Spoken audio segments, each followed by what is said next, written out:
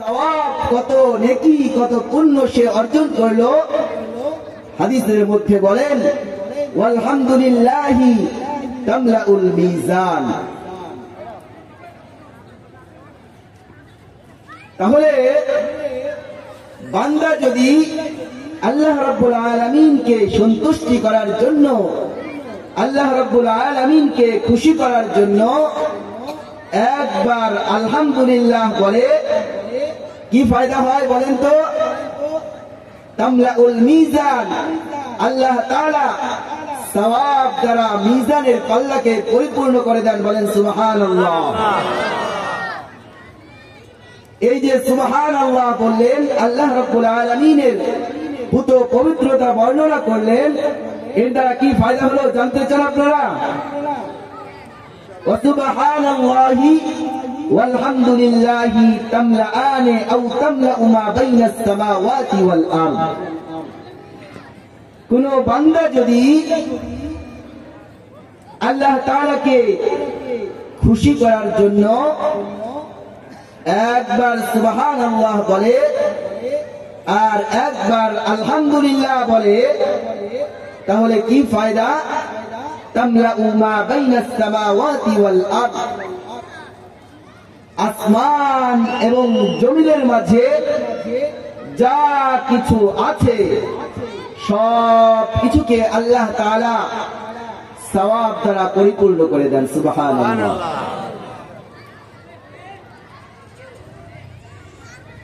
অসংখ্য অগণিত লাখো কোটি দরুদ ও সালাম পেশ করছি সাইয়্যিদুল মুরসালিন খাতামুন নবিয়্যিন হাবিবে কিবরিয়া আশরাফুল আম্বিয়া জনাবে মুহাম্মদুর রাসূলুল্লাহ সাল্লাল্লাহু আলাইহি ওয়াসাল্লামের উপর। সকলেই বলি সাল্লাল্লাহু আলাইহি ওয়াসাল্লাম। সেই সাথে সাহাবায়ে কেরাম, শুহাদায়ে ইজামের আলা আল্লিয়িন মহান আল্লাহ রাব্বুল আলামিনের দরবারে কামনা করছি, সকলেই বলুন আল্লাহুম্মা আমিন। মুহতারাম হাজিরিন, কুরআনুল কারীমের 6666 নম্বর আয়াত থেকে আপনাদের সামনে শুধুমাত্র একটি আয়াত তিলাওয়াত করেছি, যেই আয়াতটি সূরাতুল বাকারায় অবস্থিত, সূরাতুল বাকারার মধ্যে আছে। আয়াতটি হলো ইয়া আইয়ুহাল্লাযীনা আমানুস্তাঈনু বিস-সাবরি ওয়াস-সালাহ ইন্নাল্লাহা মা'আস-সাবিরিন। এই আয়াতের সাবজেক্ট হলো, এই আয়াতের আলোচ্য বিষয় হলো, আল্লাহ রাব্বুল আলামিন এই আয়াতে কারিমায় যেই আলোচনা করেছেন, যেই আলোচনাটা বোঝাতে চেয়েছেন, সেটা আমরা আয়াত শুনেই অনেকেই বুঝে ফেলেছি এখানে কি সম্পর্কে আলোচনা হবে। এই আয়াতের আলোচ্য বিষয় হলো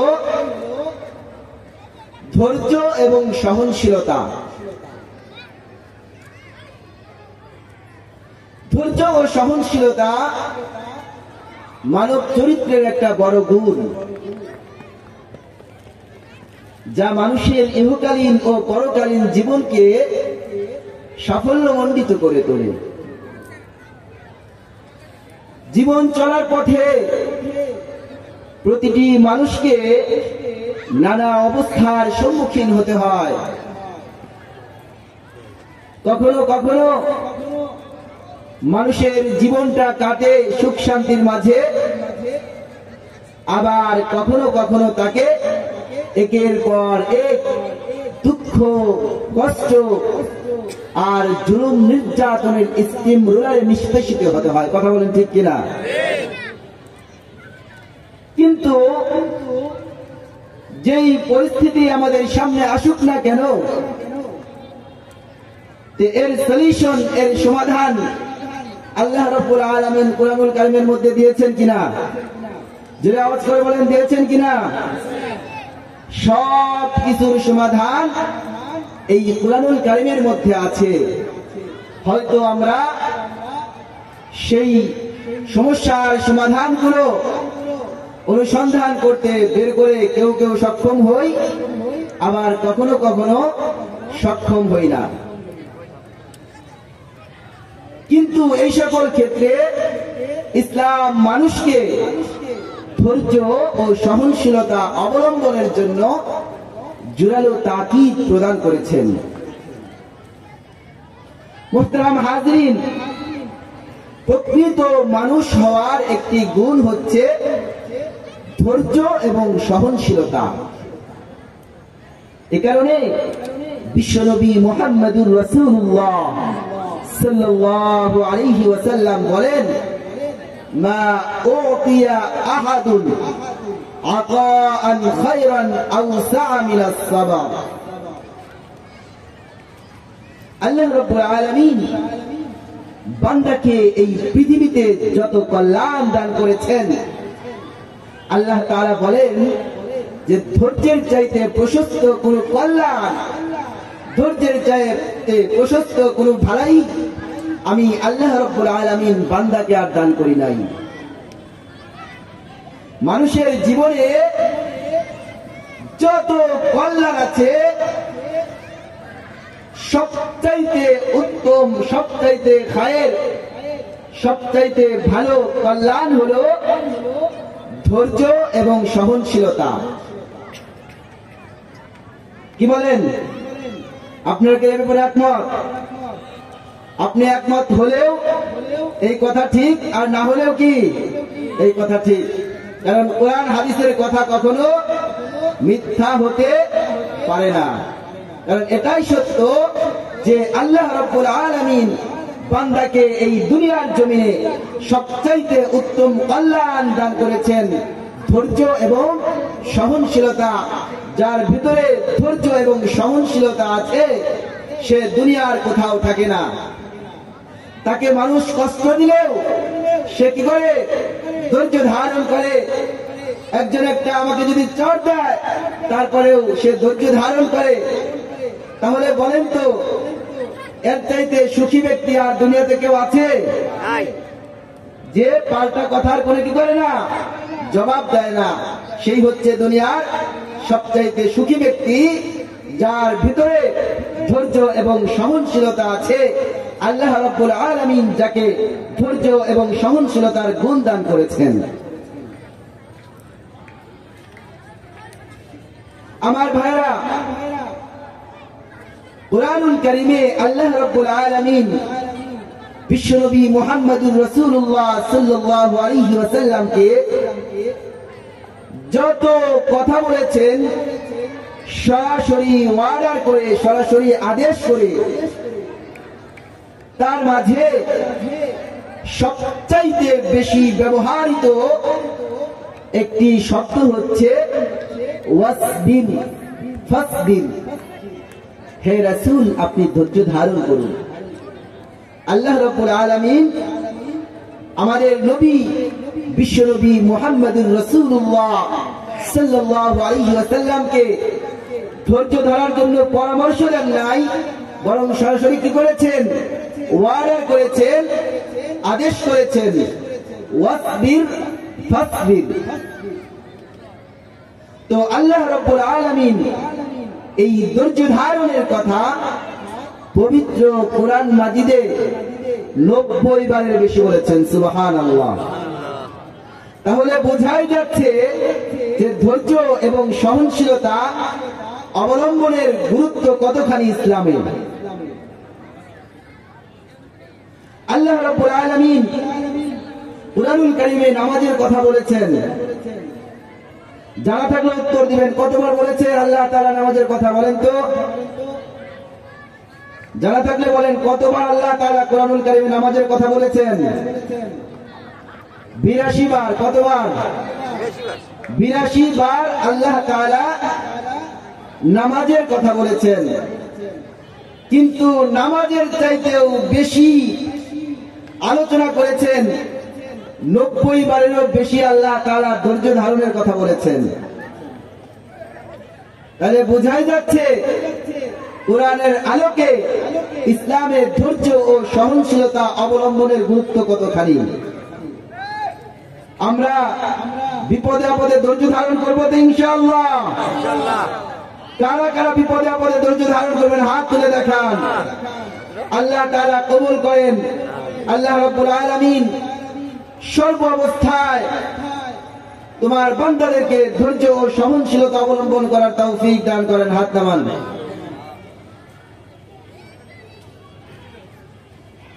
আমার ভাইরা, আল্লাহ পাক রব্বুল আলামিন বলেন ফাসবির সাবরান জামিলা। আল্লাহ পাক রব্বুল আলামিন রাসূলুল্লাহ সাল্লাল্লাহু আলাইহি ওয়াসাল্লামকে সম্বোধন করে বলতেছেন ফাসবির সাবরান জামিলা। হে রাসূল, আপনি উত্তমভাবে ধৈর্য ধারণ করুন। অপর এক আয়াতের মধ্যে আল্লাহ রাব্বুল আলামিন বলেন ওয়াসবির আলা মা ইয়াকুলুন। লোকজন আপনাকে কত কটু কথা বলবে, লোকজন আপনাকে কত অপবাদ দিবে। লাস্তা মুরসালা, তারা বলেছে আপনি রাসূল নন, আপনাকে বলেছে শায়ের কবি, আপনাকে বলেছে গণক, আপনাকে বলেছে জাদুকর, আপনাকে তারা বলল আপনি মিথ্যাবাদী, আপনাকে বলল মাজনুন। কিন্তু আল্লাহ রাব্বুল আলামিন বলেন ওয়াসবির আলা মা ইয়াকুলুন। তারা যাই বলুক না কেন, আমি আল্লাহ রাব্বুল আলামিনের নির্দেশ হলো আপনাকে সব পরিস্থিতিতে ধৈর্য ধরতেই হবে। আল্লাহ পাক রব্বুল আলামিন কুরআনুল কারীমের অপর এক আয়াতের মধ্যে বলেন ওয়াসবির ওয়া মা সাবরুকা ইল্লা বিল্লাহ।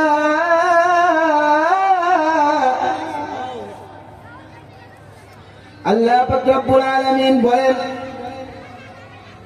ওহে রাসূল, আমি আপনাকে ধৈর্য ধারণের জন্য অর্ডার করছি, আদেশ করছি।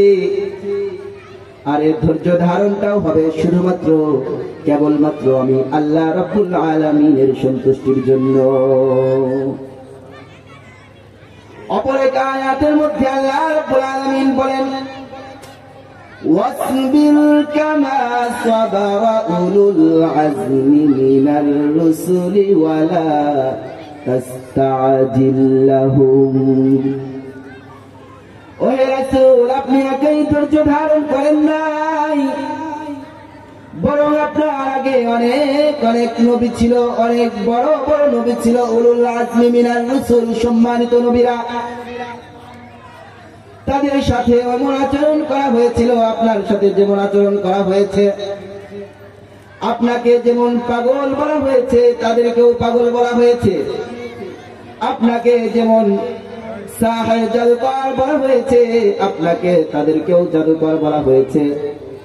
তাদেরকেও বলা হয়েছে মিথ্যাবাদী, তাদেরকেও বলা হয়েছে গণক। কিন্তু আমি আল্লাহ রাব্বুল আলামিনের আদেশে তারা সকলেই ধৈর্য ধারণ করেছে। আমি আল্লাহ রাব্বুল আলামিন আপনাকে অর্ডার করছি, আপনিও পূর্ববর্তী নবীদের মতোই ধৈর্য ধারণ করুন। ওয়ালা তাকুন কাসাহিবিল হুত। মাশওয়ালা নবী নাম কি? ইউনুস আলাইহিস সালাতু ওয়াস সালাম। মাশওয়ালা নবী ইউনুস আলাইহিস সালাতু ওয়াস সালাম ধৈর্য ধরে নাই, বরং তিনি দাওয়াতের কাজ ছেড়ে দিয়ে এলাকা ত্যাগ করে রওনা দিয়েছিলেন। আল্লাহ রাব্বুল আলামিন বলেন আমি তার পথ আটকে দিয়েছি, পাকড়াও করে তাকে মাছের পেটে ঢুকিয়েছি। আমি আল্লাহ রাব্বুল আলামিন আপনাকে স্মরণ করে দিচ্ছি, আপনি মাছওয়ালা নবী ইউনুস আলাইহিস সালাতু ওয়াস সালামের মতো ধৈর্যহীন হবেন না। আমার ভাইরা, আল্লাহ রাব্বুল আলামিন কোরআনের পাতায় পাতায় আয়াতে আয়াতে আল্লাহ তাআলা তার প্যারা মুহাব্বতের বান্দাদেরকে ধৈর্য ধারণের পরামর্শ দিয়েছেন। আল্লাহ তাআলা প্রিয় নবীজিকে কোরআনের পাতায় পাতায় ধৈর্য ধারণের পরামর্শ দিয়েছেন। সেই একই গুণ আল্লাহ রাব্বুল আলামিন আমাদেরকে অর্জন করতে বলেছেন। আল্লাহ রাব্বুল আলামিন বলেন, ইয়া আইয়ুহাল্লাযীনা আমানুস্তাঈনু বিস-সাবরি ওয়াস-সালাহ। আমার ভাই আল্লাহ রাব্বুল আলামিন বলেন, ওহে আমার ইমানদার বান্দারা, কত মহব্বত করে আল্লাহ রাব্বুল আলামিন ডেকে বলতেছেন, ওহে আমার ইমানদার বান্দারা, তোমরা ধৈর্য এবং নামাজের মাধ্যমে আমি আল্লাহ রাব্বুল আলামিনের কাছে সাহায্য প্রার্থনা করো। তাহলে দেখেন কত গুরুত্ব ধৈর্য এবং সহনশীলতা। ধৈর্যের মাধ্যমে আল্লাহ রাব্বুল আলামিনের কাছে এই আয়াতের মধ্যে সাহায্য চাইতে বলেছেন। তাহলে বোঝাই যাচ্ছে ধৈর্য এবং সহনশীলতা অবলম্বনের গুরুত্ব কতখানি। ধৈর্য যদি তুমি ধরতে পারো তাহলে তুমি আল্লাহ তাআলাকে তোমার সঙ্গী হিসেবে পাবে। আল্লাহ রাব্বুল আলামিন বলেন, ইন্নাল্লাহা মা'আস সাবিরিন।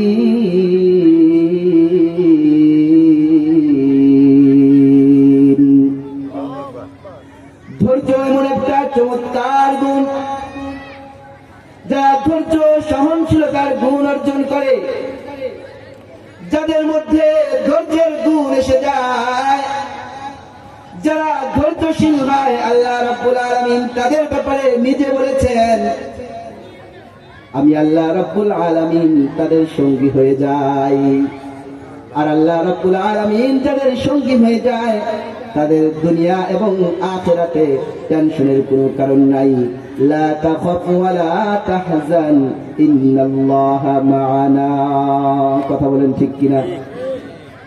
তে আল্লাহ রাব্বুল আলামিনের চাইতে এই দুনিয়ার জমিনে এবং আখিরাতেও আল্লাহ তাআলার চাইতে উত্তম সঙ্গী, শ্রেষ্ঠ সঙ্গী আর হতে পারে না। কথা বলেন ঠিক কিনা? আল্লাহ তাআলার চাইতে শ্রেষ্ঠ সঙ্গী আর কেউ হতে পারে? আর আল্লাহ রাব্বুল আলামিন বলেন, লা তাখাফ ওয়া লা তাহজান ইন্নাল্লাহা মা'ানা। টেনশন নাই, কোনো পেরেশানি নাই, আমি আল্লাহ রাব্বুল আলামিন যাদের সঙ্গী হয়ে যাই। কিন্তু দুঃখ এবং আফসোসের বিষয় হলো, এই জাতি ধৈর্য এবং সহনশীলতা অবলম্বন করতে ভুলে গেছে। কথা বলেন, ধৈর্য আমাদের মাঝে আছে? আমাদের মাঝে ধৈর্যের দুর্ভিক্ষ চলতেছে। কথা বলেন ঠিক কিনা? খাবার দাবারের যেমন দুর্ভিক্ষ চলে, দেখেন না হাটে বাজারে জিনিসপাতির কেমন দাম, হ্যাঁ? ঠিক তেমনি ভাবে ধৈর্যেরও অনেক মূল্য। ধৈর্যশীল মানুষ পাওয়া খুবই কঠিন। বর্তমান বাজারে ধৈর্যশীল মানুষ পাওয়া যায় না। বাজারে যেমন তরকারি শাকসবজির অনেক দাম, বর্তমান সমাজে ধৈর্যশীল মানুষের অনেক দাম।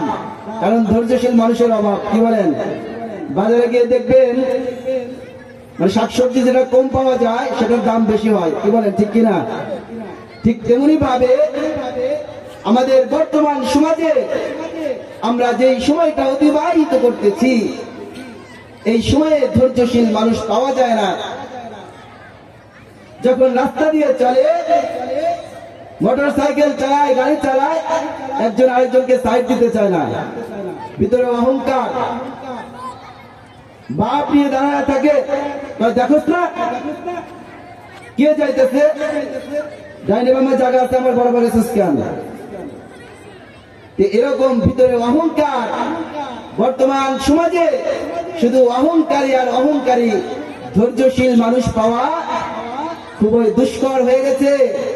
ধৈর্যশীল মানুষ পাওয়া খুবই কঠিন। আল্লাহ রাব্বুল আলামিন আমাদেরকে ধৈর্যশীল বান্দা হওয়ার তৌফিক দান করেন। সকলে বলুন আল্লাহুম্মা আমিন। মুহতারাম হাজিরিন,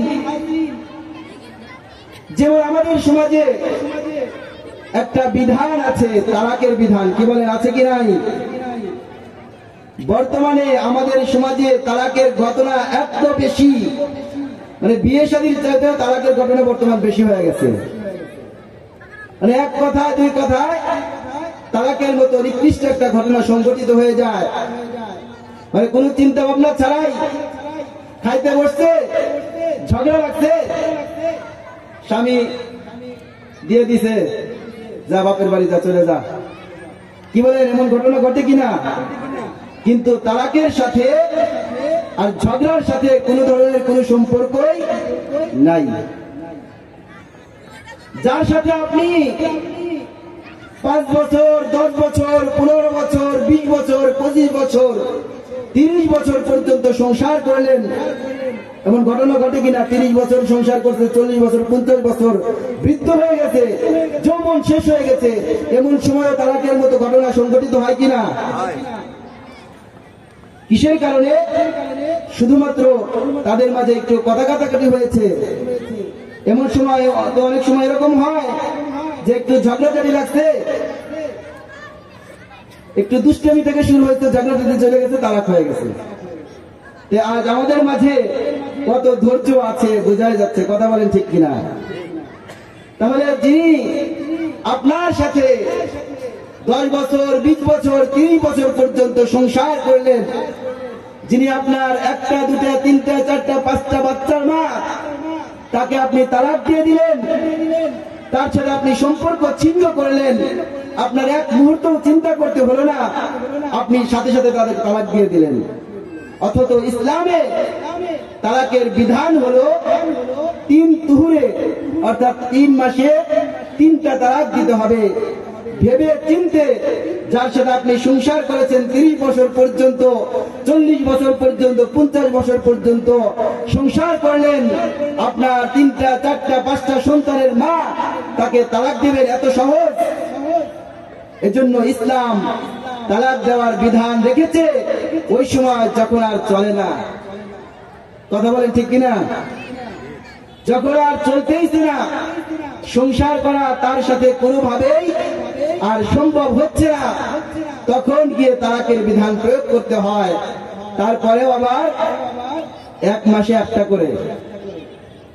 কিন্তু বর্তমানে আমাদের সমাজে যে তালাক দেওয়া হয়, মানে মুহূর্তের ভিতরে, সেকেন্ডের ভিতরে 14 গোষ্ঠীর শুদ্ধ তালাক দিয়ে দেয়। কথা বলে ঠিক কিনা? এজন্য এই জাতি আজ ধৈর্য নামে একটা ইসলামের মহৎ একটা গুণ, অন্যতম একটা চরিত্র, এটা ভুলে গিয়েছে। কি বলেন? এজন্য এই ধৈর্য আমাদের মাঝে আনয়ন করা, আমাদের দিনের মধ্যে ধৈর্য ফিট করার প্রয়োজন আছে কি নাই? আল্লাহ রাব্বুল আলামিন আমাদেরকে ধৈর্য ও সহনশীলতা জীবনের প্রতিটি পদে পদে, স্তরে স্তরে অবলম্বন করার তৌফিক দান করেন।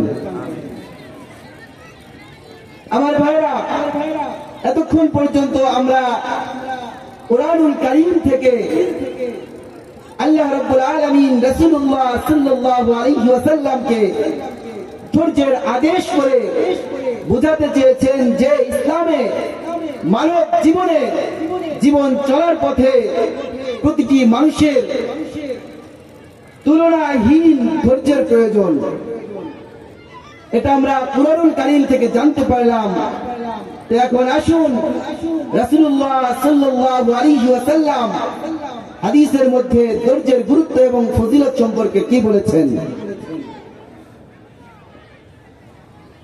বিশ্বনবী সরকারে দু আলম নবী মুহাম্মদুর রাসূলুল্লাহ সাল্লাল্লাহু আলাইহি ওয়াসাল্লাম বলেন যে যারা ধৈর্য ধারণ করবে তাদের জন্য 6টি ফজিলত রয়েছে। এই 6টা ফজিলত কারা কারা চান একটু হাত তুলে দেখান। আল্লাহ রাব্বুল আলামিন আমাদেরকে এই 6টা ফজিলত অর্জন করার তৌফিক দান করেন। এই 6টা ফজিলত যদি আমরা চাই তাহলে আমাদেরকে এই 6টা ফজিলত মনে রাখতে হবে, কথা বলেন ঠিক কিনা? এজন্য আমার সাথে সাথে এই 6টা ফজিলত বলতে হবে, তাহলে আমরা মনে রাখতে পারবো। তাহলে আমাদের এই 6টা ফজিলত অর্জন করাটা অত্যন্ত সহজ হবে। এজন্য আমরা ওয়াজ মাহফিলে আসি, শুনি, এক কান দিয়ে শুনি আর এক কান দিয়ে বের করে চলে যাই। ওয়াজ কি থাকে স্কুলের মাঠেই পড়ে থাকে, ওয়াজ আর বাড়ি পর্যন্ত যায় না। এজন্য ওয়াজ মাহফিল যেখানেই হয় যাবেন, সেখান থেকে কিছু শেখার চেষ্টা করবেন। মানুষের জীবনে প্রতিটি পদে পদে শেখার অনেক কিছু আছে, কথা বলেন ঠিক কিনা? আপনি এখানে আসলেন, একটু সুর শুনলেন, ওয়াজ শুনলেন না, শুধুমাত্র আওয়াজ শুনে বাড়ি চলে গেলেন, এই ওয়াজ শোনার কোনো ফায়দা নাই। নসিহত হচ্ছে ওয়াযাক্কির ফাইন্না যিকরা তানফাউল মুমিনিন। নসিহত হচ্ছে এমন যে আমরা তো সব জায়গায় কোরআন হাদিসের আলোচনা শুনি, একই বিষয়ের আলোচনা বিভিন্ন ওয়াইজদের থেকে, বিভিন্ন বক্তাদের থেকে শুনে থাকি। এরপরেও কেন বারবার বারবার হুজুররা একই কথা বলে? আল্লাহ তাআলা বলতে বলেছেন, এজন্য বলে ওয়াযাক্কির ফাইন্না যিকরা তানফাউল মুমিনিন। আর কোরআন হাদিসের কথাগুলো এমন যে মানুষ যত বারই শুনে তত বারই তার কাছে নতুন মনে হয়, কথা বলেন ঠিক কিনা? দুনিয়াতে যত বই আছে সবগুলো বই একবার পড়লে দ্বিতীয়বার পড়লে আর মজা লাগে, দ্বিতীয়বার পড়তে মনে চায়, দ্বিতীয়বার আর পড়তে মনে চায় না। কিন্তু সেই ঐশী গ্রন্থ আল্লাহ রাব্বুল আলামিন বিশ্বনবী মুহাম্মদুর রাসূলুল্লাহ সাল্লাল্লাহু আলাইহি ওয়াসাল্লামের উপর যেই কোরআন নাযিল করেছেন, সেই কোরআন মুমিন যতবার পড়ে ততবারই মজা লাগে, ততবারই মজা লাগে, ততবারই মজা লাগে, কথা বলেন ঠিক কিনা? আল্লাহ রাব্বুল আলামিন আমাদেরকে এই ওয়াজ মাহফিল থেকে কিছু নিয়ে ঘরে ফেরার তৌফিক দান করেন। আমরা এই মাহফিল থেকে আজ কিছু শিখতে পারি আর না পারি, ধৈর্য ধারণের ফলে যেই 6টা ফজিলত আল্লাহ রাব্বুল আলামিন দান করেন, সেই 6টা ফজিলত শিখে যেন আমরা এই মাহফিল থেকে যেতে পারি। আপনারা রাজি আছেন তো ইনশাআল্লাহ? আল্লাহ রাব্বুল আলামিন আমাদেরকে তৌফিক দান করেন। বিশ্বনবী মুহাম্মদুর রাসূলুল্লাহ সাল্লাল্লাহু আলাইহি ওয়াসাল্লাম বলেছেন যে যারা রোগ ব্যাধি বালা মুসিবতে ধৈর্য ধারণ করবে তাদের জন্য কয়টা ফজিলত রয়েছে বলেন? জোরে আওয়াজ করে বলেন, কয়টা ফজিলত? 6টা ফজিলত। 1 নাম্বার ফজিলত হলো তাকফীরুয যুনুবি ওয়াস সাইয়্যাত। বান্দা চলার পথে যেই গুনাহ করে সেই গুনাহখানাগুলোকে আল্লাহ রাব্বুল আলামিন maaf করে দেন। قال رسول الله صلى الله عليه وسلم قال رسول الله صلى الله عليه وسلم ما يصيب المسلم من نصب ولا وصب ولا هم ولا حزن ولا أذى। মুসলমান যখন দুঃখ কষ্ট রোগ ব্যাধি উদ্বেগ উৎকণ্ঠা শোক ও বিষণ্ণতার সম্মুখীন হয়, হাত্তা শাওকাতিল্লাতী ইউশাকুহা, শুধুমাত্র তাই নয়, কারো পায়ে দিয়ে যদি চলার পথে রাস্তা দিয়ে হাঁটতেছে, তার পায়ে দিয়ে একটা কাঁটা বিদ্ধ হয়েছে, কাঁটা বিদ্ধ হওয়ার ফলে তার কষ্ট হয়েছে কিনা? এই যে কাঁটা বিদ্ধ হওয়ার ফলে সে যেই কষ্টটা অনুভব করেছে, এই কষ্টের বিনিময়ে ইল্লা কাফফারাল্লাহু বিহা মিন খাতায়া, আল্লাহ রাব্বুল আলামিন এই কষ্টের বিনিময়ে বান্দার গুনাহ খাতাগুলোকে maaf করে দেন। সুবহানাল্লাহ। ধৈর্য সহনশীলতা অবলম্বনের 2 নম্বর ফজিলত হলো কিতাবাতুল হাসানাতি ওয়া রাফউদ দারাজাত। আল্লাহ রাব্বুল আলামিন বান্দার আমলনামায় সওয়াব লিপিবদ্ধ করে দেন। ধৈর্য ধারণের দ্বিতীয় নম্বর ফজিলত কি মনে রাখতে হবে, এজন্য বারবার প্রশ্ন করছি, কারণ না হলে তো ঝুলিতে করে নিয়ে বাড়িতে যেতে পারবেন না। এই স্কুলের মাঠে কি করতে হবে, ফজিলত কি ফেলে রেখে চলে যেতে হবে। এজন্য বারবার বলছি যে দ্বিতীয় নম্বর ফজিলত কি ভাই, কিতাবাতুল হাসানাত ওয়া রাফউদ দারাজাত। আল্লাহ রাব্বুল আলামিন আমলনামায় সওয়াব লিপিবদ্ধ করে দেন। শুধুমাত্র তাই নয়, আল্লাহ রাব্বুল আলামিন বান্দার মর্যাদাকে বুলন্দ করে দেন, উঁচু করে দেন।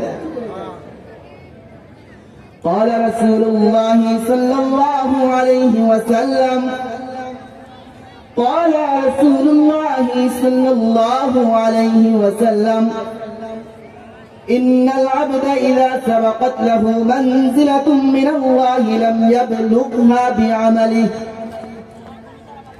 আল্লাহ তাআলার পক্ষ থেকে বান্দার জন্য একটা মর্যাদা নির্ধারণ করা হয়, লাম ইয়াবলুগহা বিআমালিহি, কিন্তু বান্দা আমলের মাধ্যমে সেই মর্যাদায় সেই স্তরে পৌঁছতে পারে না।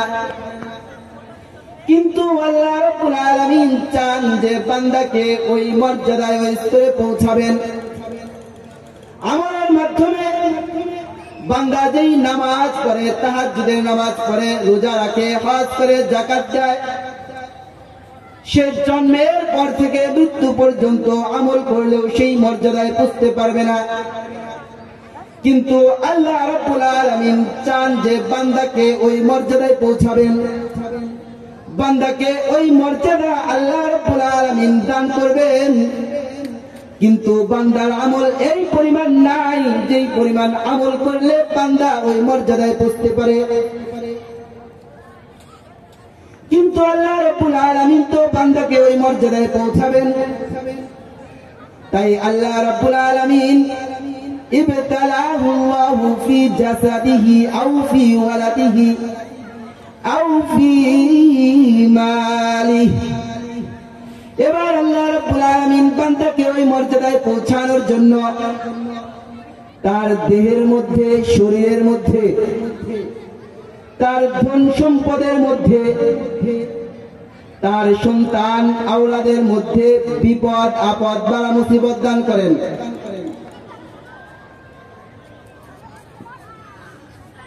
সুম্মা সাব্বাহু আলা যালিক, শুধুমাত্র বিপদই দেন না, বিপদ দেওয়ার পরে আল্লাহ রাব্বুল আলামিন আবার বান্দাকে এর উপরে ধৈর্য ধারণ করার তৌফিক আল্লাহ তাআলা কি করেন, আবার দান করে দেন। কারণ আল্লাহ তাআলার কি ইচ্ছা, আল্লাহ তাআলার ইচ্ছা হলো যেভাবেই হোক একটা ওসিলা দিয়ে বান্দাকে সেই মর্যাদায় পৌঁছাবেন। হাত্তা ইউবাল্লিগাহু আল মানজিলাতাল্লাতী সাবাকাত লাহু। এরপরে আল্লাহ রাব্বুল আলামিন তার দেহের মধ্যে, তার ধন সম্পদের মধ্যে, তার আওলাদের মধ্যে, সন্তান সন্ততির মধ্যে বিপদ দিয়ে সেই মর্যাদায় পৌঁছা দেন। সুবহানাল্লাহ। ধৈর্য ধারণের তৃতীয় নম্বর ফজিলত হলো সাবাবুন ফি দুখুলিল জান্নাহ। ধৈর্য ধারণের তৃতীয় নাম্বার ফজিলত মনে রাখবেন, সাবাবুন ফি দুখুলিল জান্নাহ। এক নাম্বার ফজিলত ছিল তাকফিরুদ দুনুবি ওয়াস সাইয়্যাত, আল্লাহ তাআলা গুনাহ খাতাগুলোকে maaf করে দেন। দ্বিতীয় নাম্বার ফজিলত ছিল কিতাবাতুল হাসানাতি ওয়া রাফউদ দারাজাত, বান্দার আমলনামায় সওয়াব লিপিবদ্ধ করে দেন। শুধুমাত্র তাই নয়, আল্লাহ রাব্বুল আলামিন বান্দার মর্যাদাকে বুলন্দ করে দেন। আর তৃতীয় নাম্বার ফজিলত হলো সাবাবুন ফি দুখুলিল জান্নাহ, ধৈর্য ও সহনশীলতা অবলম্বনটা জান্নাতে প্রবেশ করার কারণ হয়। সাবাবুন ফি দুখুলিল জান্নাহ, ধৈর্য ও সহনশীলতা অবলম্বনের কারণে বান্দা জান্নাতে চলে যায়। قال رسول الله صلى الله عليه وسلم قال رسول الله صلى الله عليه وسلم يود أهل العافية حين يعطى أهل البلاء الثواب يود أهل العافية حين يعطى أهل البلاء الثواب لو أن جلودهم قرزت بالمقاريز কাল কিয়ামতের ময়দানে যারা দুনিয়ার জমিনে বিপদে আপদে বালা মুসিবতে দুঃখে কষ্টে ব্যতীত ছিল, সব সময় দুঃখের মধ্যে বিপদের মধ্যে পড়েই থাকতো, দুঃখ যেন তাকে ছাড়ে না, এমন বিপদে জর্জরিত ছিল। কাল কিয়ামতের ময়দানে আল্লাহ রাব্বুল আলামিন ইয়াওয়াদু আহলুল আফিয়াতি হিনা ইউতা আহলুল বালাই আস-সাওয়াব, তাদেরকে যখন আল্লাহ রাব্বুল আলামিন সওয়াব দান করবেন, আমার মতো আপনার মতো যারা সুস্থ ব্যক্তি আছে তারা এটা দেখে কামনা করতে থাকবে, আফসোস করে বলতে থাকবে লাউ আন্না জুলুদাহুম কুররিজাত বিল মাকারিজ, হায় আমাদের আফসোস, দুনিয়ার জমিনে আমাদের এই দেহের চামড়াগুলো যদি কেচি দ্বারা কাটা হতো, আর আল্লাহ রাব্বুল আলামিন যদি আমাদেরকে ধৈর্য ধারণ করার তৌফিক দান করে দিতেন, আর আমরা যদি এর উপরে ধৈর্য ধারণ করতাম, আল্লাহ রাব্বুল আলামিন আমাদেরকেও এই সওয়াব দান করতেন, আর আমরা খুব সহজে জান্নাতে চলে যেতে পারতাম।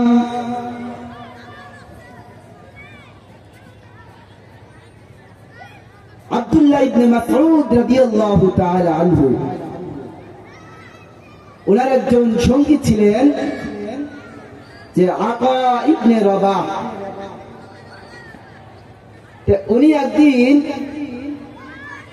আকা ইবনে রবাহকে বললেন, আকা ইবনে রবাহ হচ্ছে তাবিঈ, সাহাবী আর তাবিঈ বোঝেন তো? সাহাবী হচ্ছে ঈমানের সাথে যারা রাসূলুল্লাহ সাল্লাল্লাহু আলাইহি ওয়াসাল্লামকে দেখেছেন তারা হচ্ছে কি সাহাবী, আর যারা সাহাবীদের যুগের পরে যারা সাহাবা کرامকে দেখেছেন তারা হচ্ছে তাবিঈ। বুঝতে পেরেছেন তো? আব্দুল্লাহ ইবনে মাসউদ রাদিয়াল্লাহু তাআলা আনহু হলেন সাহাবী, আর আতা ইবনে রবাহ হলেন তাবিঈ। আব্দুল্লাহ ইবনে মাসউদ রাদিয়াল্লাহু তাআলা আনহু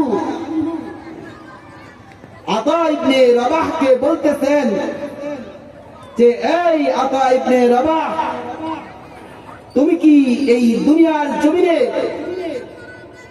জান্নাতি কোন মহিলা দেখতে চাও যে এখনো সে দুনিয়ার জমিনে হেঁটে বেড়াচ্ছে? আতা ইবনে রবাহ বলেন কি এটাও কি সম্ভব যে জান্নাতি মহিলা সে দুনিয়ার জমিনে হেঁটে বেড়াচ্ছে?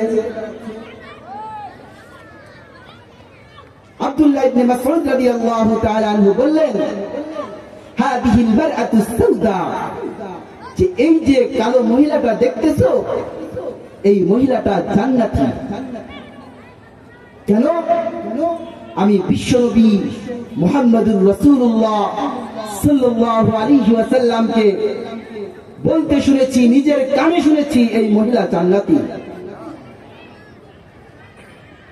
যে আতা ইবনে রবাহ এর মনে প্রশ্ন জাগতে পারে যে বিশ্বনবী মুহাম্মদুর রাসূলুল্লাহ সাল্লাল্লাহু আলাইহি ওয়াসাল্লাম এই মহিলাকে জান্নাতের সার্টিফিকেটটা কেন দিলেন?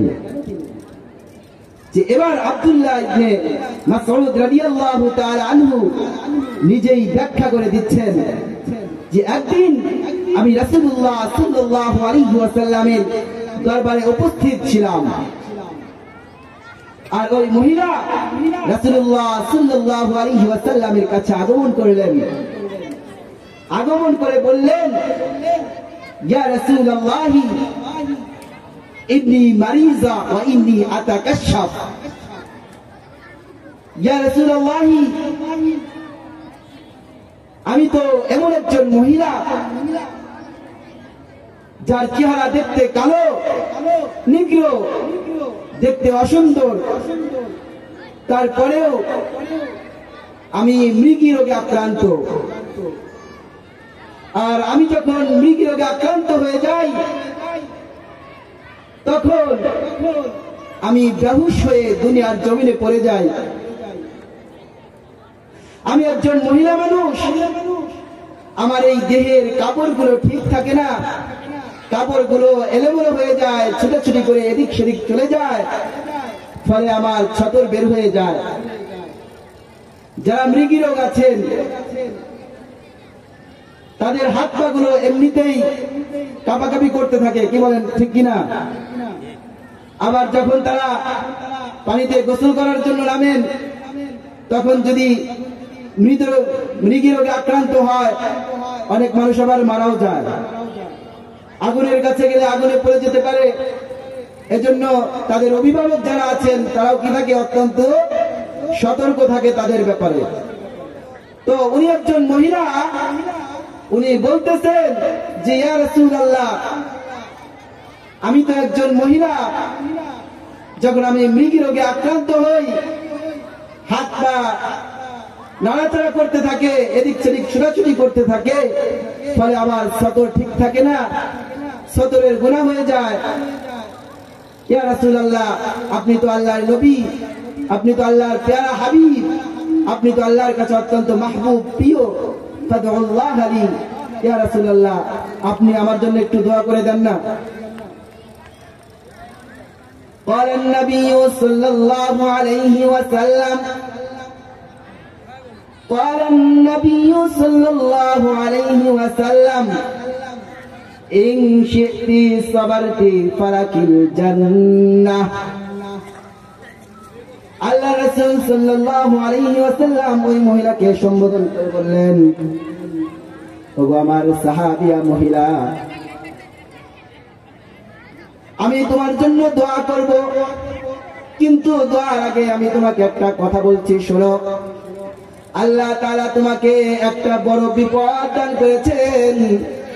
তুমি মৃগী রোগে আক্রান্ত হও, তোমার কাপড় চোপড় ঠিক থাকে না, তোমার ছতর খুলে যায়, কাপড় চোপড় এলোমেলো হয়ে যায়।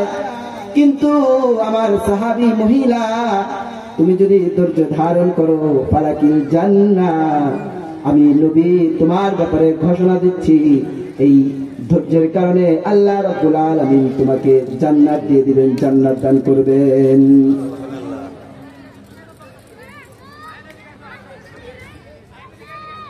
ধৈর্যের মানে হলো যে নিজের বিপদের কথা, নিজের বালা মুসিবতের কথা, আমি বিপদে পড়েছি এই কথা অন্যের কাছে না বলা। ধৈর্যের প্রকার রয়েছে, এগুলো নিয়ে আবার আলোচনা করতে হলে দীর্ঘ সময়ের প্রয়োজন, তাই সেদিকে যাচ্ছি না। ধৈর্যের মানে হলো অন্যের কাছে না বলা। এই যে তুমি আমার কাছে এসে তোমার রোগের কথা বলছো, এটাতে কিন্তু তোমার ধৈর্য আর থাকছে না। তাই এখন থেকে তুমি ধৈর্য ধারণ করো। তুমি যদি ধৈর্য ধারণ করো, তাহলে আমি তোমাকে ওয়াদা দিচ্ছি, ফালাকিল জান্নাহ, এই ধৈর্যের কারণে আল্লাহ রাব্বুল আলামিন কাল কিয়ামতের ময়দানে তোমাকে জান্নাত দান করবেন। এবার বিশ্বনবী মুহাম্মদুর রাসূলুল্লাহ সাল্লাল্লাহু আলাইহি ওয়াসাল্লাম বলেন, ওয়া ইন শি'তি ফাদউল্লাহা আইয়ুআফিক। ওগো মহিলা, আর যদি তুমি বলো যে আমি রোগ থেকে মুক্তি চাই, ইয়া রাসূলুল্লাহ, আপনি আমার জন্য দোয়া করেন, আমি তোমার জন্য দোয়া করে দিব, আর তুমি সুস্থ হয়ে যাবে। কিন্তু দোয়া করার আগে একবার ভেবে চিন্তে দেখো যে তুমি কি তোমার সুস্থতা চাও, নাকি কাল কিয়ামতের ময়দানে জান্নাত চাও। ঈমান কেমন দেখেন। আমি আর আপনি যদি হতাম, আমরা বলতাম যে আগে আমার সুস্থতা দরকার, কি বলেন, আগে আমার সুস্থতার দরকার, আগে সুস্থ হই জান্নাত পরে। কি বলেন? আমরা তো এমনটাই বলতাম। আমরা যে দুর্বল ইমানদার, আমাদের ইমান এত দুর্বল যে জান্নাতের আগে আমাদের কি দরকার? সুস্থতা দরকার। কিন্তু দেখেন ওই মহিলা সাহাবীর ঈমান কতখানি, কত বড় ঈমান ওয়ালি ছিলেন সেই মহিলা সাহাবী। উনি বললেন যে আমার সুস্থতার দরকার নাই, আমার জান্নাত দরকার। আল্লাহ রাসূল সাল্লাল্লাহু আলাইহি ওয়াসাল্লামের কাছে ওই মহিলা আবেদন করলেন, ইয়া রাসূলুল্লাহ, আমার সুস্থ হওয়ার জন্য আপনার দোয়া করতে হবে না, কিন্তু আপনি আমার জন্য একটা দোয়া করে দিন। আমি তো মহিলা মানুষ, আমার যখন সতর খুলে যায়, আমার সতর থেকে যখন কাপড় সরে যায়, দেখতে খারাপ দেখা যায়, মানুষের কাছে পরে লজ্জা পাই, এজন্য আপনি একটু আল্লাহ তাআলার কাছে দোয়া করে দেন, আমি যখন মৃগী রোগে আক্রান্ত হই তখন যেন আমার সতরটা না খুলে যায়। ফাদআ লাহা রাসূলুল্লাহ সাল্লাল্লাহু আলাইহি ওয়াসাল্লাম, আল্লাহ রাসূল সাল্লাল্লাহু আলাইহি ওয়াসাল্লাম তার জন্য এই দোয়াটা করে দিলেন। এবার মহিলা বাড়িতে চলে গেল, কিন্তু রাসূল সাল্লাল্লাহু আলাইহি ওয়াসাল্লাম তার সুস্থতার জন্য দোয়া করেন নাই। আব্দুল্লাহ ইবনে মাসউদ রাদিয়াল্লাহু তাআলা আনহু বলেন, হে আতা ইবনে আবি রাবাহ, এজন্য আমি তোমাকে বলেছি, তুমি যদি জান্নাতি কোন নারী দেখতে চাও, জান্নাতি কোন মহিলা দেখতে চাও, তাহলে ওই নারীকে দেখো। এজন্য ভাই, দুনিয়ার জমিনে চলতে গেলে বিপদ আপদ বালা মুসিবত আসবেই। যার ঈমান যত বেশি, তার বিপদ আপদ বালা মুসিবত তত বেশি। এজন্য বিপদ আসলে ধৈর্য হারা যাবে না ভাই। বিপদ আসলে ধৈর্য ও সহনশীলতা অবলম্বন করতে হবে। ধৈর্য ও সহনশীলতা অবলম্বনের চতুর্থ নাম্বার ফজিলত হলো আন-নাজাতু মিনান নার, জাহান্নাম থেকে মুক্তি।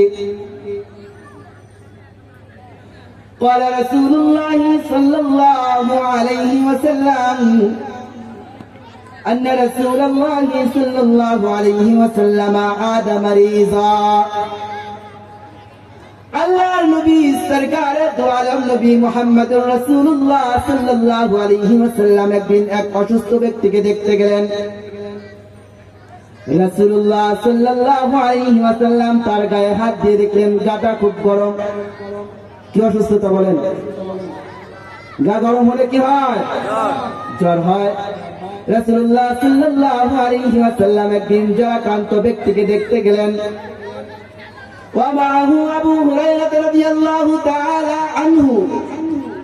আর রাসূলুল্লাহ সাল্লাল্লাহু আলাইহি ওয়াসাল্লামের সফর সঙ্গী হিসেবে ছিলেন কে? সাহাবী আবু হুরায়রা রাদিয়াল্লাহু তাআলা আনহু। এবার রাসূলুল্লাহ সাল্লাল্লাহু আলাইহি ওয়াসাল্লাম ওই জ্বরাক্রান্ত ব্যক্তিকে বললেন, আবশির, হে আমার অসুস্থ সাহাবী, তুমি ধৈর্য ধারণ করো, তুমি সুসংবাদ গ্রহণ করো। আবু হুরায়রা রাদিয়াল্লাহু তাআলা আনহু মনে মনে বলে, রাসূল বলে কি লোকটি অসুস্থ, আর রাসূল তাকে ধৈর্য ধারণের কথা বলছেন, ধৈর্য ধারণের পরামর্শ দিচ্ছেন। فقال الله تعالى, রাসূলুল্লাহ সাল্লাল্লাহু আলাইহি ওয়াসাল্লাম বলেন, আল্লাহ তাআলা বলেছেন, হিয়া নারী, এই জ্বর হলো, এই জ্বরের তাপমাত্রা হলো আমার জাহান্নামের আগুন। উসাল্লিতুহা আলাইহি, এটা আমি বান্দার শরীরে দান করি, এটা আমি বান্দার শরীরে লেপিয়ে দেই। কেন? রাসূলুল্লাহ সাল্লাল্লাহু আলাইহি ওয়াসাল্লাম বলেন, লিতাকুনা হাজ্জাহু মিনান নারি ফিল আখিরা, যেন আমি কাল কিয়ামতের ময়দানে আমি আল্লাহ রাব্বুল আলামিন আর প্যারা বান্দাদেরকে এই জ্বরের বিনিময়ে, জ্বর আসলে যেই কষ্ট হয়, এই কষ্টের বিনিময়ে কাল কিয়ামতের ময়দানে আমি আমার প্যারা বান্দাদেরকে জাহান্নাম থেকে মুক্তি দিয়ে জান্নাতের মতো মহা পুরস্কার দান করতে পারি। সুবহানাল্লাহ। এজন্য ভাই ধৈর্য ধারণের অনেক অনেক ফজিলত কোরআন ও হাদিসের মধ্যে বর্ণিত হয়েছে। ধৈর্য সহনশীলতা অবলম্বনের ৫ম নম্বর ফজিলত হলো তাআল্লুক মা'আল্লাহ আবদুন ইলাল্লাহ। ধৈর্য ও সহনশীলতা অবলম্বনের ৫ম নম্বর ফজিলত হলো বান্দা আল্লাহর নৈকট্য লাভ করে, বান্দা আল্লাহ তাআলার খুব কাছাকাছি চলে যায়। আপনারা যেতে চান? কারা কারা চান না হাত তোলেন? কারা কারা চান না? আল্লাহ তাআলা আমাদের সবাইকে আল্লাহ তাআলার নৈকট্যশীল বান্দা হিসেবে কবুল আর মঞ্জুর করুন। দেখুন, আমরা দুনিয়াতে যে সকল ভালো কাজ করি সব কিছুর মূল লক্ষ্য, সবকিছুর মূল উদ্দেশ্য কি বলেন তো? আল্লাহ তাআলার কাছাকাছি হওয়া। বান্দা হিসাবে, একজন মুসলমান হিসাবে, এটা প্রত্যেক মুসলমানের কি একটা চাওয়া থাকে, একটা দাবি থাকে। সে কি করবে? আল্লাহ তাআলার সন্তুষ্টি অর্জন করে সে আল্লাহ তাআলার খুব কাছাকাছি চলে যাবে। ধৈর্য ও সহনশীলতার মাধ্যমে আমরা দুনিয়াতে তো অনেক অনেক অনেক অনেক ভালো কাজ করি, সেই কাজগুলোর মাধ্যমেও তাকাররুব ইলাল্লাহ, আল্লাহ তাআলার নৈকট্য হাসিল করা যায়, আল্লাহ তাআলার নৈকট্য অর্জন করা যায়। কিন্তু তার মধ্যে যেই সকল আমলের মাধ্যমে আল্লাহ রাব্বুল আলামিনের নৈকট্য লাভ করা যায় তার মধ্যে একটা হলো ধৈর্য এবং সহনশীলতা। যারা অবলম্বন করে তারা খুব দ্রুত আল্লাহ তাআলার নিকটবর্তী হয়ে আল্লাহ তাআলার রহমানের গোলাম হয়ে যায়, আল্লাহ তাআলার প্রিয় বান্দা হয়ে যায়। সুবহানাল্লাহ।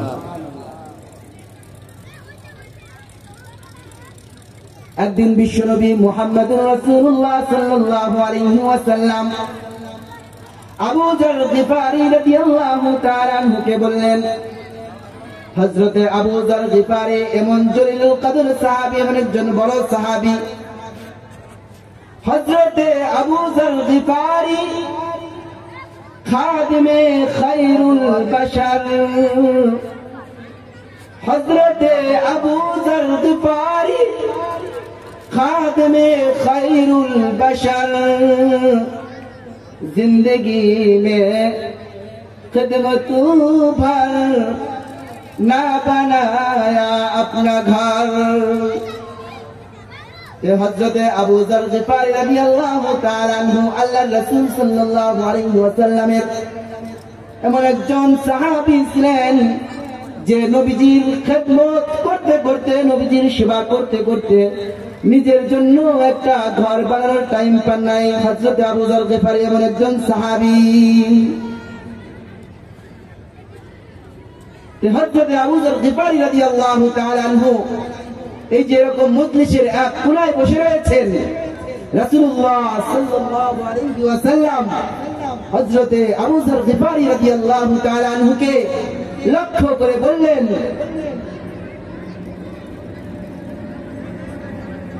হে আমার প্রিয় সাহাবী আবু যর, আল্লাহ রাব্বুল আলামিনের কাছে তিনটা জিনিস মাহবুব, তিনটা জিনিস প্রিয়। আমি নবী মুহাম্মদুর রাসূলুল্লাহ সাল্লাল্লাহু আলাইহি ওয়াসাল্লামের কাছেও তিনটা জিনিস প্রিয়, আবু বকরের কাছে তিনটা জিনিস প্রিয়, সাহাবী খলিফাতুল মুসলিমিন ওমরের কাছেও তিনটা জিনিস প্রিয়, উসমানের কাছেও তিনটা জিনিস প্রিয়, আলীর কাছেও তিনটা জিনিস প্রিয়। রাসূলের কাছে যেই ফেরেশতা ওহী নিয়ে আছেন জিবরাইল আলাইহিস সালাতু ওয়াস সালাম, ওনার কাছেও তিনটা জিনিস প্রিয়। এই আবু যর, তোমার কাছেও কি কোনো প্রিয় জিনিস আছে নাকি? আবু যর গিফারি রাদিয়াল্লাহু তাআলা আনহু বললেন, ইয়া রাসূলুল্লাহ, আমার কাছেও তিনটা জিনিস প্রিয়। আবু যর গিফারি রাদিয়াল্লাহু তাআলা আনহু বলেন, উহিব্বুল জুআ ওয়াল আতশা ওয়াল মারাযা ওয়াল মাউত। ইয়া রাসূলুল্লাহ, আপনাদের কাছে তিনটা জিনিস যেমন প্রিয়, আমিও তিনটা জিনিসকে খুব মহব্বত করি, ভালোবাসি। তার মাঝে এক নাম্বার হলো উহিব্বুল জুআ ওয়াল আতশা, ক্ষুধা এবং তৃষ্ণা আমি খুব ভালোবাসি। আপনারা ভালোবাসেন? কথা বলেন। ক্ষুধা এবং তৃষ্ণা এটাকে আপনারা ভালোবাসেন? আমরা যদি একবেলা না খেয়ে থাকি 40 জনের কাছে বলি ভাই দুপুরে খাইতে পারিনি, কি বলে কিনা বলেন? এটার নাম ধৈর্য না। ধৈর্য হচ্ছে না খেয়ে থাকবেন, তৃষ্ণার্ত থাকবেন, ক্ষুধার্ত থাকবেন, কিন্তু সওয়াল করা যাবে না, কারো কাছে বলা যাবে না। এটার নাম হচ্ছে ধৈর্য। সাদমাতুল উলা, প্রথম যেই ব্যথা সেটাই হচ্ছে কি? ধৈর্য। এক রাসূলের যুগে এক মহিলার বাচ্চা মারা, অনেকেই জানেন ঘটনাটা, বাচ্চা মারা গিয়েছে। সে কবরের পাশে গিয়ে কান্নাকাটি শুরু করে দিয়েছে। রাসূল সাল্লাল্লাহু আলাইহি ওয়াসাল্লাম ওই কবরের পাশ দিয়ে অতিক্রম করতেছিলেন, যে রাসূল সাল্লাল্লাহু আলাইহি ওয়াসাল্লাম মহিলাকে সম্বোধন করে বলতেছেন যে এই মহিলা কান্নাকাটি করতেছে কেন? ওই মহিলা রাসূলুল্লাহ সাল্লাল্লাহু আলাইহি ওয়াসাল্লামকে জবাব দিলেন, সন্তান তো আর আপনার মারা যায় না, সন্তান মারা গেছে কার? আমার। এই জন্য ব্যথাটা কে বোঝে? আমি বুঝি। কিন্তু ওই মহিলা রাসূল সাল্লাল্লাহু আলাইহি ওয়াসাল্লামকে তখন চিনত না, কিন্তু পরে পরিচয় পেয়েছে যে উনি বিশ্ব নবী সরকারে দু আলম নবী মুহাম্মদুর রাসূলুল্লাহ সাল্লাল্লাহু আলাইহি ওয়াসাল্লাম। পরে উনি ওনার ভুল বুঝতে পেরেছে, যে তখন রাসূলুল্লাহ সাল্লাল্লাহু আলাইহি ওয়াসাল্লাম বলছেন যে আস-সাদমাতু সাদমাতুল উলা, প্রথমে যেই ধাক্কাটা আছে, প্রথমে যেই বিপদ আছে, সেই বিপদে যদি কেউ ধৈর্য ধারণ করতে পারে এটার নামই হচ্ছে কি? সবর। এজন্য একবেলা না খেয়ে থাকলে আমরা 40 জনের কাছে কি করি? বলা বলি শুরু করে দেয়, ভাই দুপুরে খাইতে পারি নাই, 3 দিন ধরে না খায়া। রাসূলুল্লাহ সাল্লাল্লাহু আলাইহি ওয়াসাল্লাম সাহাবায়ে কেরাম খন্দকের যুদ্ধে ক্ষুধার যন্ত্রণায় পেটে পাথর বেঁধেছেন, ঠিক কিনা? এজন্য ভাই মানব জীবনে বিপদ আপদ বালা মুসিবত আসবেই। আর আমার আপনার জীবনের যেই সকল বিপদ আপদ বালা মুসিবত আসে, কোনো কিছুই কিনা কারো পক্ষ থেকে আসে না, বরং সেটা কেবলমাত্র কার পক্ষ থেকে আসে? মা আসাবা মিন মুসিবাতিন ইল্লা বিইذনিল্লাহ, আল্লাহ তাআলার পক্ষ থেকেই বিপদ আপদ বালা মুসিবত গুলো কি আমার আপনার উপরে আসে। আল্লাহ রাব্বুল আলামিন আবার এই সকল বালা মুসিবতের উপরে ধৈর্য ধারণ করার তৌফিক দান করেন।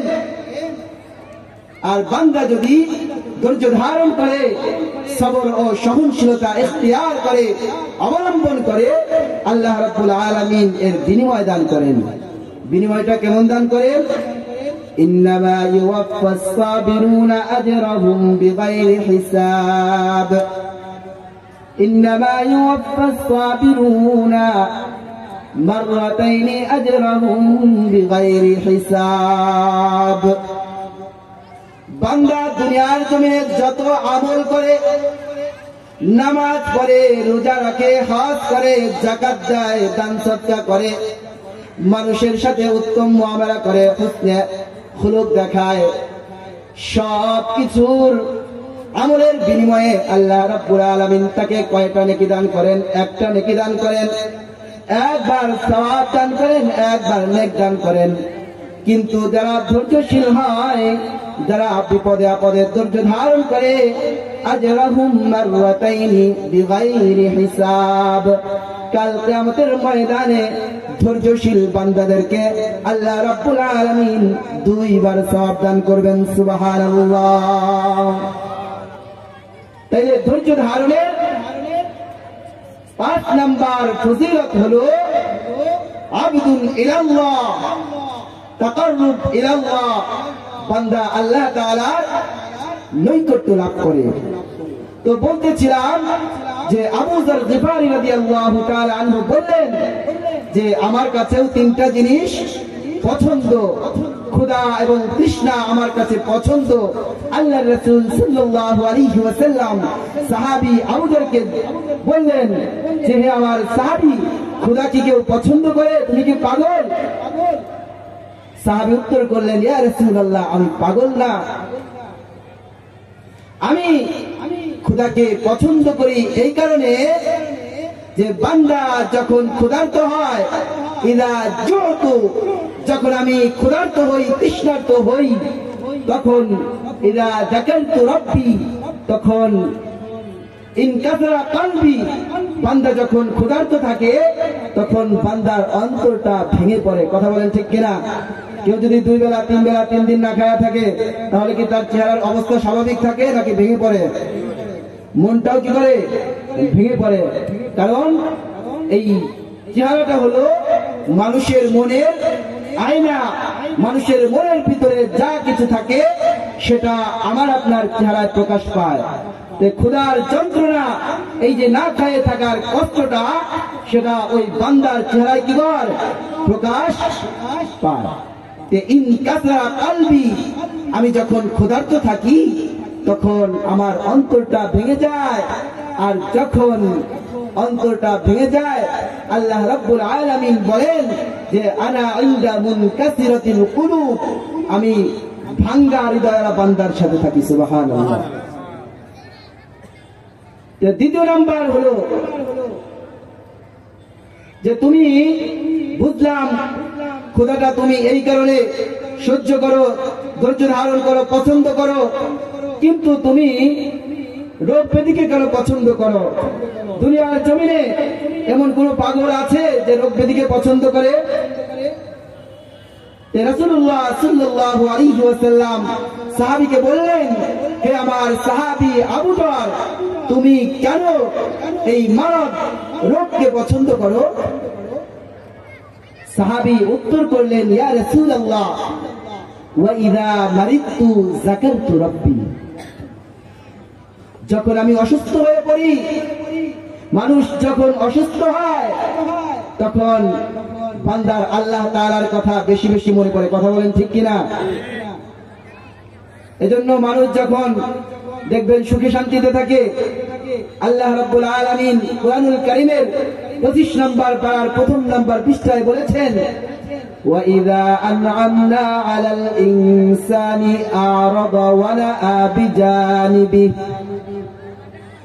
যখন আমি আল্লাহ রাব্বুল আলামিন বান্দাকে নিয়ামত দ্বারা পরিপূর্ণ করে দেই, বান্দাকে নিয়ামত দ্বারা ভরপুর করে দেই, বান্দাকে নিয়ামতের মধ্যে ডুবিয়ে রাখি, আ'রাদা ওয়া নাআ বিজানিবি, তখন বান্দা কি করে জানেন?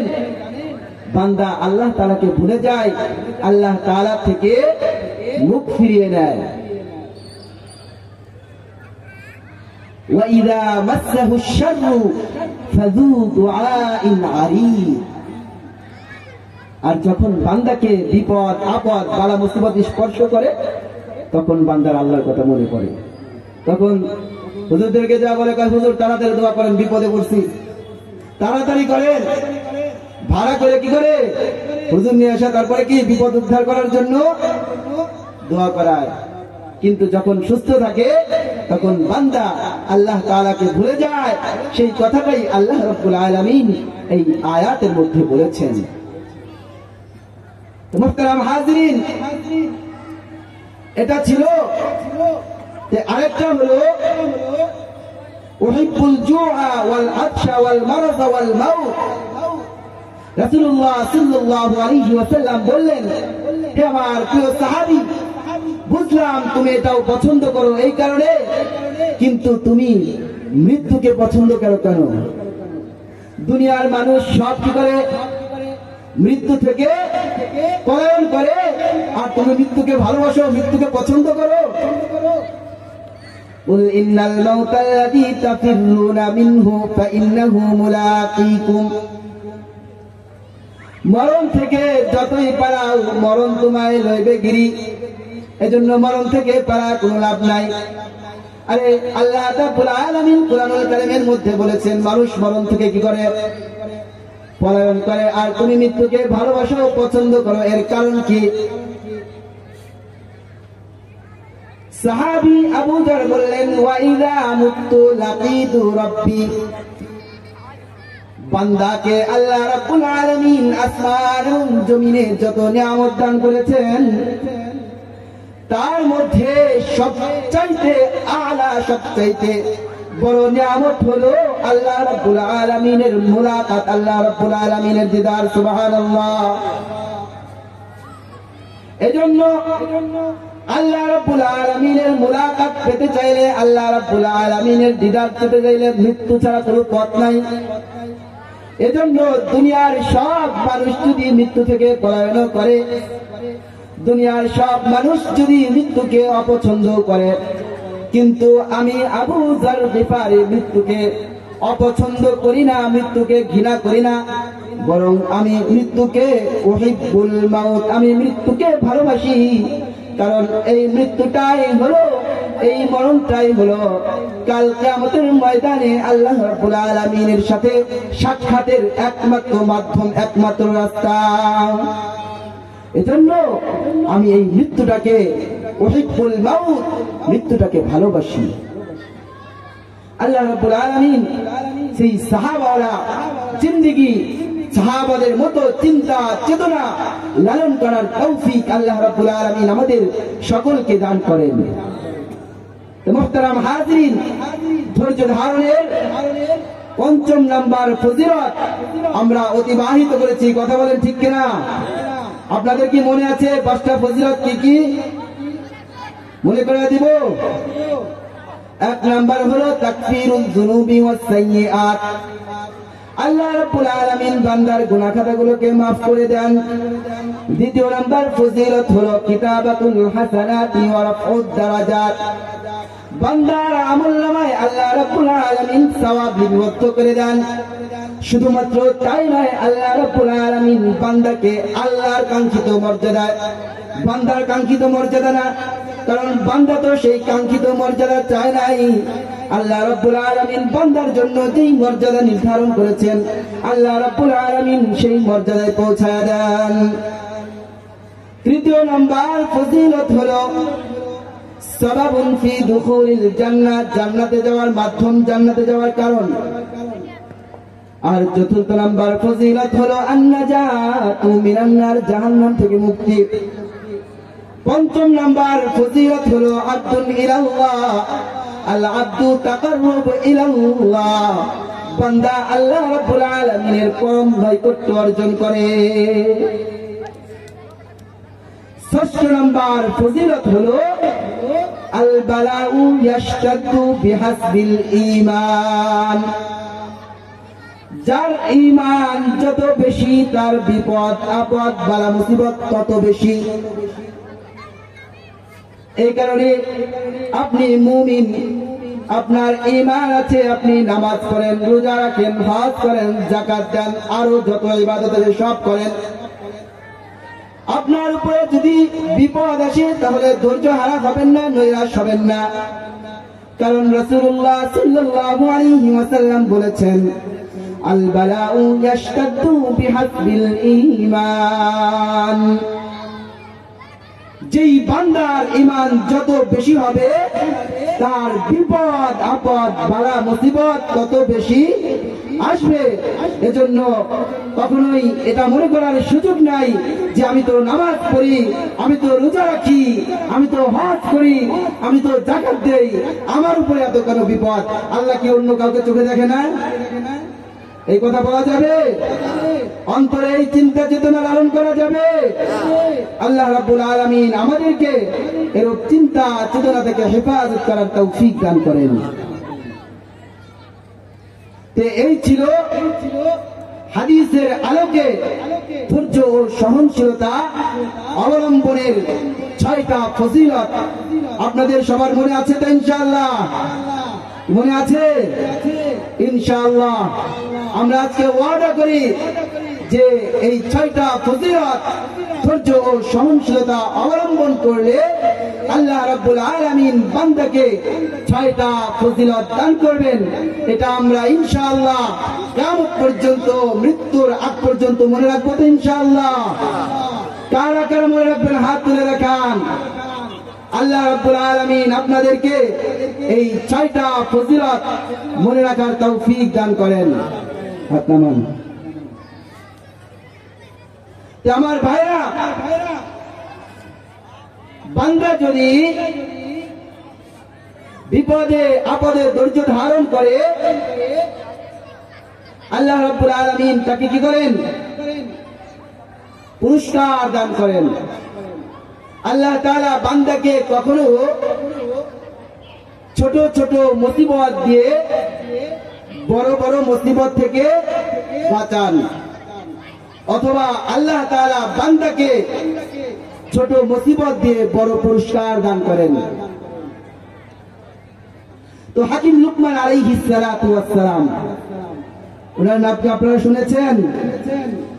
হাকিম লুকমান আলাইহিস সালাতু ওয়াস সালাম অত্যন্ত জ্ঞানী একজন মানুষ ছিলেন। আল্লাহ রাব্বুল আলামিন যার জ্ঞানের কথা কোরআনুল কারীমের মধ্যে বলেছেন, যার হিকমত, যার প্রজ্ঞার কথা কোরআনুল কারীমের মধ্যে বলেছেন। আল্লাহ রাব্বুল আলামিন যার জ্ঞানের কথা কোরআনে বলেছেন, তো বোঝা যাচ্ছে যে আল্লাহ রাব্বুল আলামিন তাকে কতটা জ্ঞান দান করেছিলেন। আল্লাহ রাব্বুল আলামিন বলেন যে ওয়ালাকাদ আতাইনা লুকমানাল হিকমাহ। তাফসীরের কিতাবগুলোতে এসেছে যে আল্লাহ রাব্বুল আলামিন হযরত লুকমান আলাইহিস সালাতু ওয়াস সালামকে নবুয়ত এবং হিকমত এই দুইটাই তার সামনে পেশ করেছিলেন, অফার করেছিলেন। হে লুকমান, তুমি কি নবুয়ত চাও? তুমি কি নবী হতে চাও, নাকি জ্ঞানী হতে চাও? হযরত লুকমান আলাইহিস সালাতু ওয়াস সালাম বলেন যে আল্লাহ, আপনি তো অনেককেই নবী বানিয়েছেন, আমি হিকমতটাকে গ্রহণ করলাম, আপনি আমাকে হিকমত দান করেন। তো আল্লাহ রাব্বুল আলামিন তাকে কি করেছিলেন? হিকমত দান করেছিলেন। কত হিকমত দান করেছিলেন, যেই হিকমতের কথা আল্লাহ রাব্বুল আলামিন কুরআনুল কারীমের মধ্যে বলেছেন।